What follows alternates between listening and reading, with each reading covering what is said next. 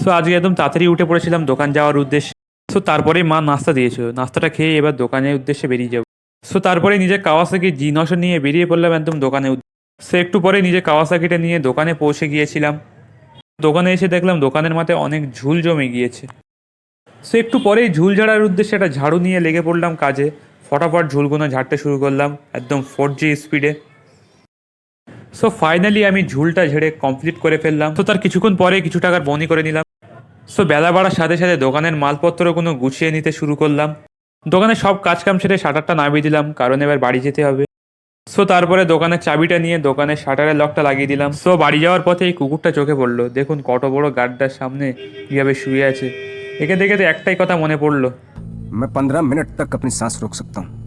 मौत को छू के टक से वापस आ सकता हूँ। তারপরেই নিজে KTM নিয়ে বাড়ির উদ্দেশ্যে বেরিয়ে পেয়েছিল। আজকে ব্লগটা এখানে শেষ করে দেখা হচ্ছে নেক্সট ভিডিও।